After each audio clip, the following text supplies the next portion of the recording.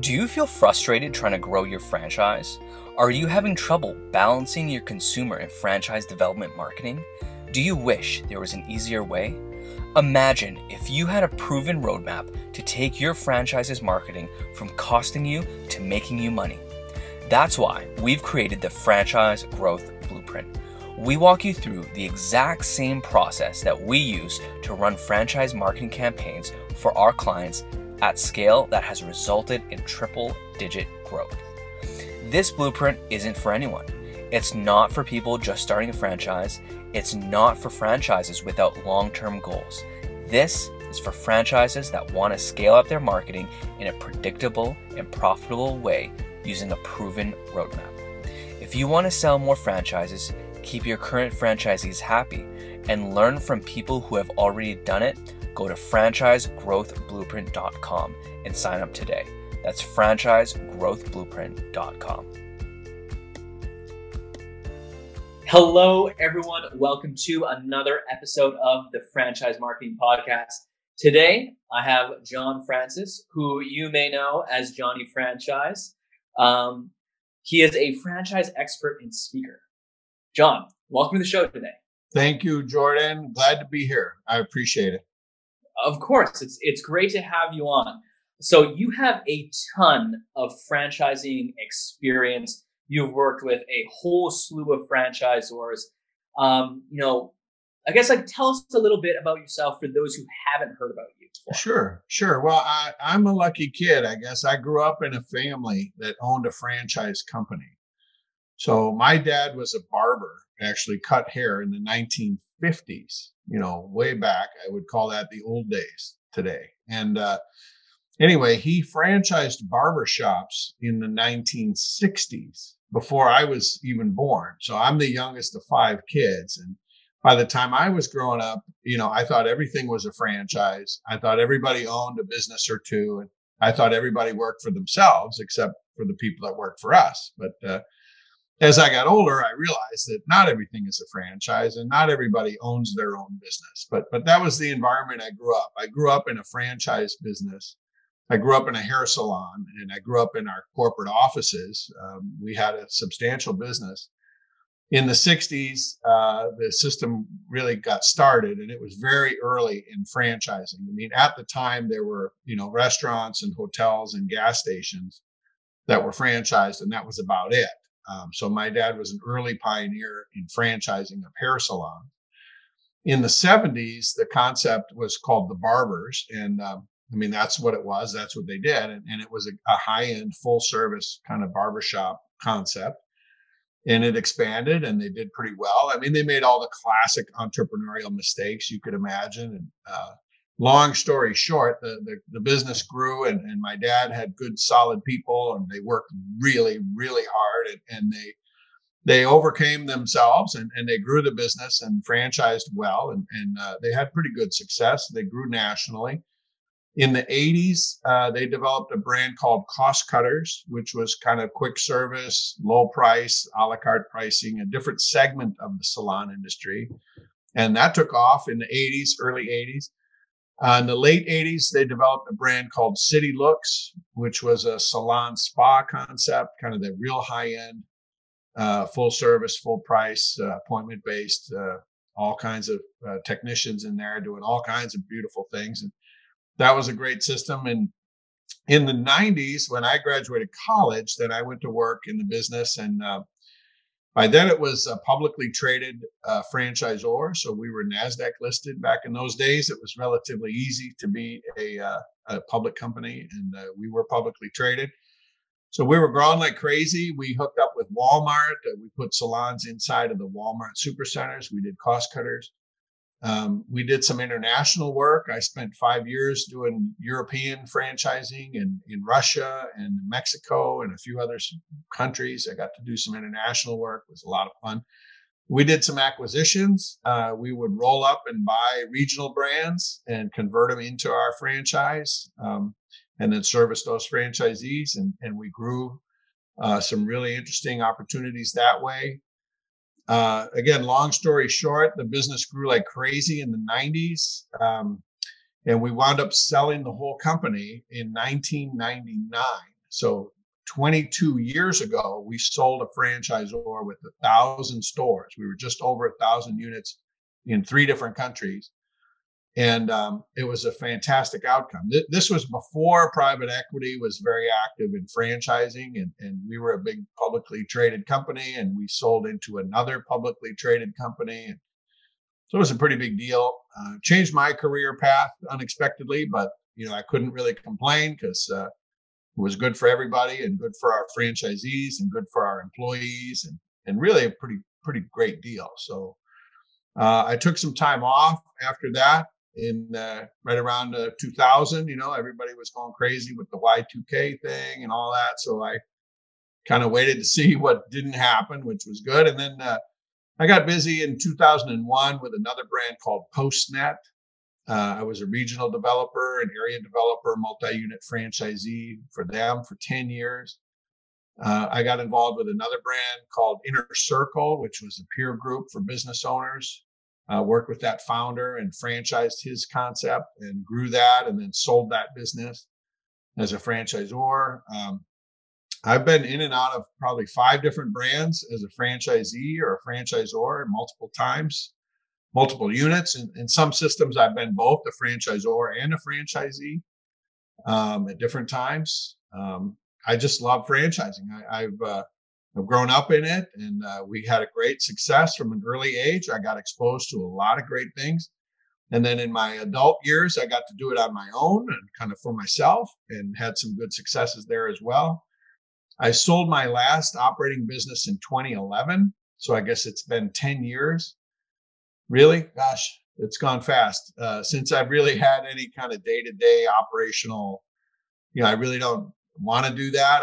I'm home with my wife and kids. I'm a work from home dad. I want to be around my kids while they're here. And so I still have some teenagers, and we're enjoying that.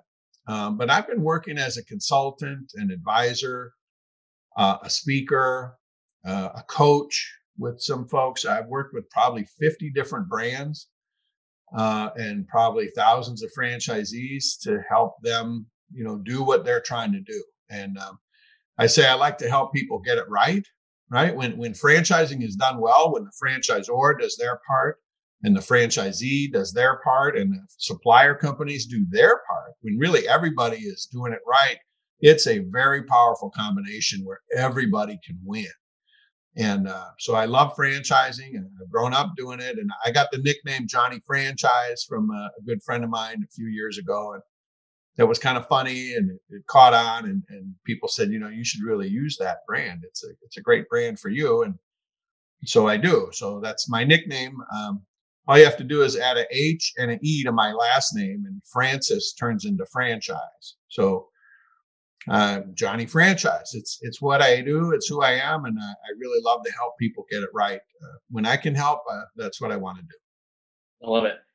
And wowza, I have to say, you are just steeped in knowledge and experience from a very young age, clearly. Yeah, well, and I want to tell you, Jordan, I don't know it all, right? I don't think anybody knows it all, but I've learned a lot. I've done a lot of good, and I've had my share of wins and losses, and I've learned from a lot of things and a lot of people and a lot of experiences, doing all these different things with all these different brands. But so I'm not a know-it-all, but I'm a share-it-all. I like to share what I know and try to help people learn from what I can share, so that they can get where they're trying to go a little faster, right? A little better, a little easier, less drama, less risk. That's really what it's all about. Nice. So let's unpack that a little more. I want to hear about some of your big wins, some of your big learnings, for these years. Well, as a franchisee, I think some of the big wins. I'll point to my experience with PostNet. That was probably my highest visibility as a franchisee. I got into that brand. I knew the owners of the company. I actually had met them through the IFA, the International Franchise Association. I had grown up going to IFA conferences. Like, it was like going to a wedding. You knew about half of the people. And those were a lot of fun. And so I got to know these fellas that own that business and that brand. And they knew me as a franchisor, because that's where I had kind of started. And they watched me look at a number of different brands because I was looking for a new deal. And they said, well, why don't you look at our deal? And I said, I don't really want to just be a franchisee. I'm looking for something bigger. And they said, well, we've got this area developer model. It's kind of a regional representative technically. And they said, why don't you look at that? And I said, well, I know how that works. How do you do it? Right. And kind of everyone's got a little variation on that approach. And so they explained it. And, I like these guys. I trusted them. I know them. They have integrity. They're hard workers. I mean, it was a good, clean concept, pretty straightforward business model. And so I wound up buying the biggest territory they ever sold. I bought 2 whole states, which at the time was probably more than enough, but that's what I wanted, was a big opportunity. So I got after it. Started opening stores, my own store as a franchisee, and then started developing units with other franchisees in my area as a developer. So I wouldn't technically sell the franchise. It was their FDD, but I would promote the brand and the opportunity and work with the candidates and prospects and help facilitate their process of evaluation. And they would buy the franchise from corporate direct. I mean, corporate collected all the fees, which simplified my life. But then I would focus on local support, real estate and training and support and, everything I could do to help those owners be successful. And we had quite a run with it. And it was a lot of fun. It was an awful lot of work, but I really enjoyed it. And then I was a franchisee at the same time, and I would build them to sell. And what I realized, it didn't take me very long to figure out that I could build a unit and sell it and make more money selling it to a buyer who didn't want to deal with the startup phase. I could do that more successfully than I could operate long term. So I would build them, and they were for sale immediately. And I'd usually run them for a year or two. And I had some fantastic managers and staff that would work with me and run those units. And then I'd sell the unit to a new owner. I'd take the manager with me. We'd go build another one. And I had this cycle of building and selling as a franchisee, but at the same time developing and supporting franchisees in that regional representative model. So it was a powerful combination. And we grew up a lot of units, had more success than failure, but I learned from everything. It wasn't all easy, that's for sure.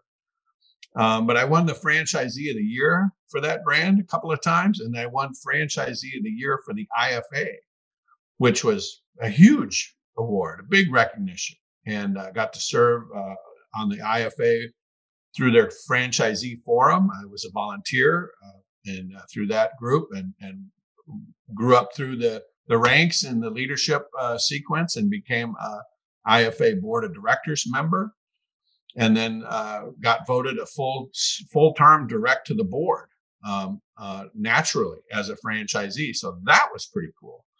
To be a franchisee at that level in the brand, and then to be a franchisee at that level in the association, really gave me the ability to help other people and help other brands really influence the way they created opportunities for their franchisees. And that was something, beyond anything I had really set out to do. I didn't say, well, I'm going to do that one day, but all of a sudden I was doing it. And it was a lot of fun. Again, a lot of work, but I got to work with some fantastic people on a national level, and actually on an international level, because at IFA, there's people from all over the place. And then I got to share what I learned and how I did it, and the things I could share with other folks from other brands, other industries, other franchise companies. And through the association, through the committees, and through the franchisee forum, and through the board of directors, really got to influence a lot of other companies and other folks who were in those brands, other franchisees and corporate franchisor people, and really just helping them see what they didn't see and show them kind of what I experienced and how they could adapt some of that for their own business. Tremendous opportunity to not only give back, I guess, and share with other people, but of course it makes you better for yourself. When you're learning and sharing, you're also developing yourself. So totally. That was a great run there. I think it was about a 15-year period of time. And I think I came off of the IFA board when I sold my PostNet stores was Well, I think that was 2011. And then I actually went to work for the corporate office, the franchisor. They said, well, what are you going to do now? And I said, well, nothing. And they said, well, why don't you come help us a little on the corporate side? Okay. So here's a great moment, Jordan, is I was at the PostNet, the franchisor annual conference, right? And I kind of knew everybody and everybody knew me. And I was a high performer in that brand. And I had told people, well, I sold my stores and I'm kind of out. I'm done, right? I'm done as a franchisee. So it was kind of a farewell thing. And they were like, well, okay, we're sorry to see you go, but we understand, things change and you move on. And then they brought out a different name tag. It was a corporate name tag with the headquarters staff name on it and or the ribbon, and they played the Welcome Back, Kotter theme. If you remember that TV show, when I was a kid, it was a TV show. So people thought that was hilarious, right? So the minute I kind of changed hats from franchisee, I took that hat off and put on the franchisor hat. And I got to work as a franchisor again with the brand that I knew and loved and with people who I had, all that history with. And so I spent a couple of years on some strategic initiatives inside of that brand. That was, again, a lot of hard work, but really rewarding and a lot of fun to really move the whole brand forward. So I'm a lucky guy. I get to do what I want. And that's just one story. I could go on and on and on with other brands and other situations, but that was probably the most visible role I had as a franchisee was my time with the PostNet system. Very cool stuff, John. So, you're working with franchisors right now, helping them navigate the ways. What are some of the biggest mistakes you see franchisors making? We'll get right back to the show, but do you feel frustrated trying to grow your franchise? Are you having trouble balancing your consumer and franchise development marketing? Do you wish there was an easier way? Imagine if you had a roadmap to take your franchise's marketing from costing you to making you money.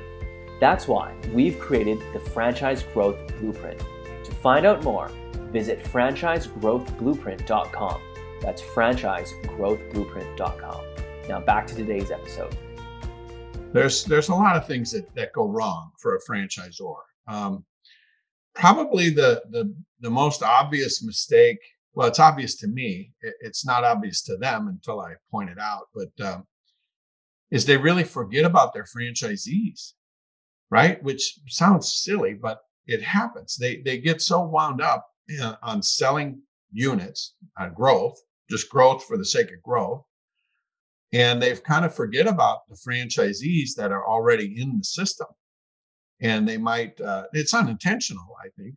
I don't know anyone who really on purpose ignores their franchisees as a franchisor. I don't think that's intentional, but it kind of becomes clear when their priorities are all about new units and new growth and new programs. I said, well, what are you doing for your existing owners?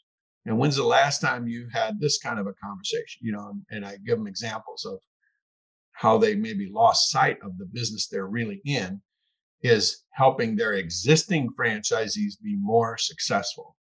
I think when a franchisor loses sight of the business they're in, which is helping existing franchisees be more successful, they're doomed, right? It's the beginning of the end because they forget what they're there for. So a lot of times I'll get involved and I'll ask enough questions and I'll make a bunch of observations to help that franchisor recognize that, you really got to take a step back and really focus on what's good for your existing owners today. You need to take care of those people who already bought into your brand, who are already committed, already part of your system. And if they're struggling or frustrated or just not successful, that's where you need to focus.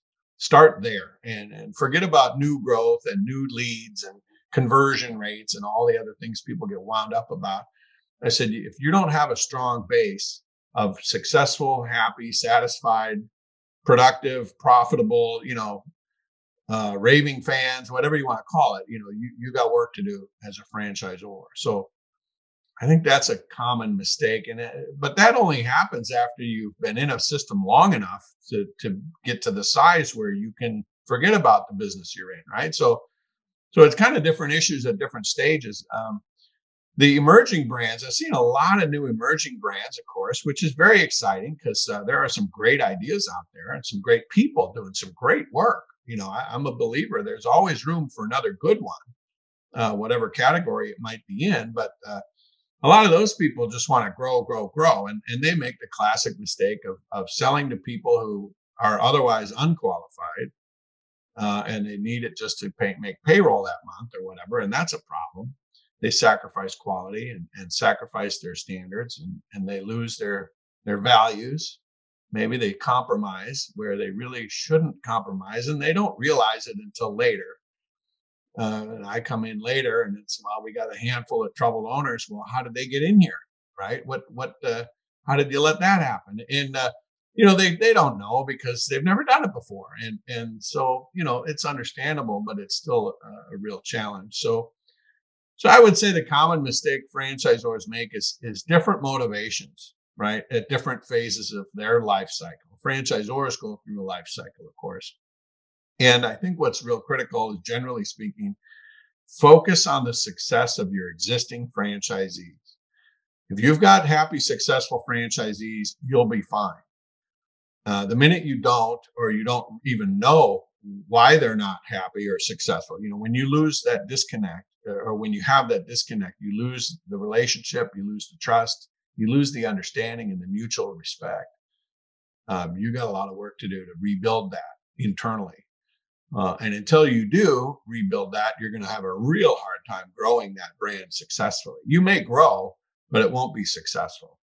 It will usually then I'll be the guy coming around 2 years from now buying what's left, and converting it into somebody else's brand who's got the right approach. So I've done that. I've seen that. And I've been on both sides of that.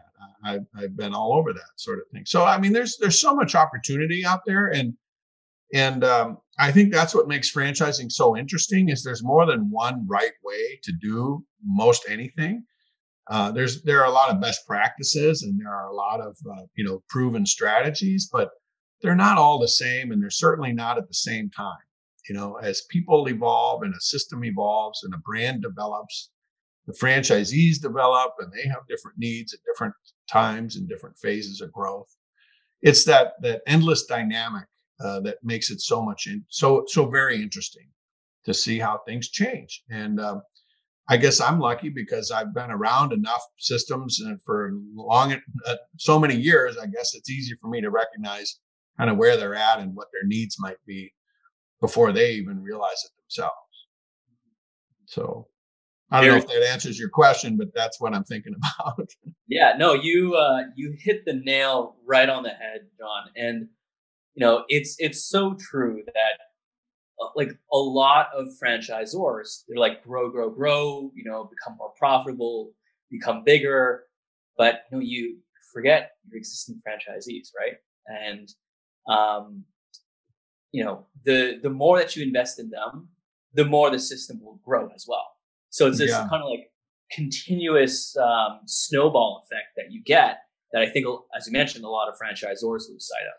Well, and it gets complicated when you add like regional developers or area developers or regional representatives or development agents or whatever you might call them. There's, like I said, when I looked at the PostNet brand, I'm like, well, okay, I know what that means, but how do you do it? And when they explained their model, I thought, well, that sounds pretty good. It's really a collaborative effort. And but not every system is structured the same way. Of course not. I mean, they're all very different. And sometimes there are some, I would say, inherent flaws in that structure that really don't manifest themselves until you're 5 years down the road. And gee, you wonder how you got out of alignment. Well, you created that because of the incentives, and the economic model really was flawed. And now you got to go back and correct it. And that's not easy because, that changes the deal. And a lot of people really aren't usually happy about it but they realize that it can be better. And so I've done that. I've worked with brands where I come along and they say, well, your area model is not working. And well, let's figure out why. And then we figure out why. And then, well, okay, what to do about it. There's 3 or 4 options. Let's pick which one is going to be most applicable. And then we start working on those relationships to kind of reframe them and actually restate them. I mean, you wind up with a new agreement, right? A new arrangement that creates a new opportunity. And it doesn't always work for everybody. So you have to be prepared to handle those outcomes that you really maybe didn't expect, but you got to live with what you created. So anyway, it gets complicated in a lot of brands. And again, a lot of people use that area developer or area regional model or whatever you want to call it because it's an exponential factor of growth. But with the complexities that come along with it, if people who don't know what they're doing or don't have the experience to predict the outcomes, they can create a lot more headaches than they solve in the long run. And then, the brand matures and the relationships change and those opportunities kind of shift. And now you're dealing with it a different way, and I've lived through that. I've seen that. I've done it. I've helped other people do it. And like I said, it gets very complicated. And I think sometimes that's a risk in franchising is a lot of people get in and they get advice from somebody, maybe, and everything. I believe everyone has good intentions and, people aren't trying to mislead anyone or take advantage of anyone. But the fact is they just really don't know. And so when you get there and you're like, well, geez, this really doesn't work. What can we do about it? That's when people call me and they say, well, why don't you call this guy? He seems to know. Maybe he can help. And like I say, I don't know it all. I don't pretend to know what I don't know, but I can usually try to give them some perspective, maybe change their mindset a little bit. I can talk to the other side and let them understand, hey, look, there's a problem here. We got to solve this together because it doesn't work. If it doesn't work for everybody, it doesn't work for anybody. So, I mean, that's franchising, I think. So I don't know. I could talk all day about this stuff. So I want to make sure I'm providing you and your audience with information that's useful to them. Yeah, it has been very, very enlightening, John. So thank you so much. We are nearing the end of the episode, unfortunately. I could talk with you all day, but unfortunately, well, maybe I'll come back sometime. Yes, we definitely have to have you on again.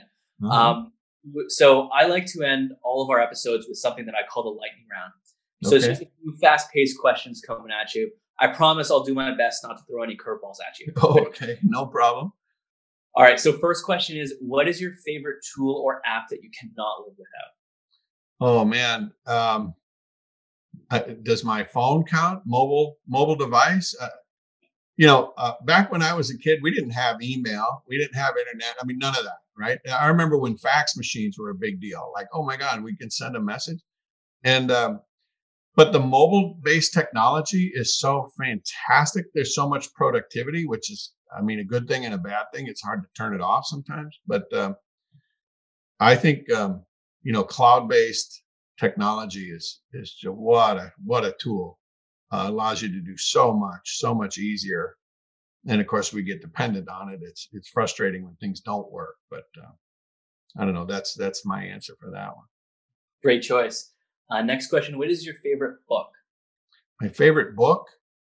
Geez. I'm a big fan of the Traction system. If you know Traction, the EOS model. There's a little hotbed of traction companies here in Minneapolis. I'm not sure exactly why, but I got turned on to that probably 15 years ago, a long time ago. And I've been helping franchise companies use Traction. I'm not a certified anything, but I'm a believer in that model. I've seen it work. And we use certified EOS implementers. In fact, I just have a client right now who's, after 2 years, I've said, I think you're ready for this. And they're implementing EOS into their model. And I've just been rereading the Traction book again for the probably 10th time. But that's a good book. Yeah, Traction EOS, totally game changing. If you haven't read it, please go out and buy the book right now. Next question. Who is a franchise leader that you look up to? Boy, that's a really good question. You ever heard of Sid Feltenstein? Do you know Sid? He's a great guy. He's been around forever. I mean, I'm sure he's retired a couple times over. Last time I saw Sid was at an IFA conference, and he's been around. He's been a franchisor. He's done a lot of private equity work. He was IFA chairman a few years ago. Well, actually, quite a while ago, probably. But Sid's just a sweet guy, really a genuine expert and a really nice guy. And I remember sitting next to him at a dinner, and I said, Sid, I really respect you, and I appreciate what you've done and how you do it. And he gives back to the community, and he's just very effective leader. I'll say very effective. And I said, man, I'd like to be like you someday. And he looked at me and he just laughed. He said, aim higher, kid. I'm like, okay, man. Well, thanks anyway. I'm still inspired by you, Sid. And so I haven't seen Sid in a while. IFA was virtual this year, so I didn't get to see any of my friends in person. But I'm hopeful that Sid's out there, hopefully enjoying a blissful retirement right now. Awesome. All right, John. Last question, I promise. Mm-hmm. Where can people find out more about you and your company? Oh, well, that's easy. My nickname is Johnny Franchise. So that's my handle. That's my website. I'm on LinkedIn and Facebook and whatever social media, Instagram, I guess I'm on there now. But johnnyfranchise.com is my website. There's a ton of information there. I've got a blog. I've been writing a blog for 5 or 6 years. There's a ton of stuff there. It's searchable. I think that's a good resource for folks. You can learn about me and my services, and you can schedule a call there if you want to click through the buttons and get on my calendar. I'm happy to talk to people kind of all the time, anytime. I love helping people with their franchise business, whether it's franchisor, franchisees, even suppliers. I've got suppliers that are clients, and I help them do what they're trying to do. So I love to help folks with franchising. That's why I'm here. Awesome. John, thank you so much for coming on the show. You blew my mind with information. It was information overload in the best way possible. And I know our listeners are going to absolutely love it. So thank you so much. Well, thank you, Jordan. I appreciate the opportunity to share, and really just love to help people. And I hope some of this was useful, and I look forward to next time. Thank you. Totally. No problem. Bye for now. Thank you so much for listening to this episode of the Franchise Marketing Podcast. If you found this episode useful, share it with a friend and subscribe now so you don't miss out on any upcoming episodes. And until then, happy marketing.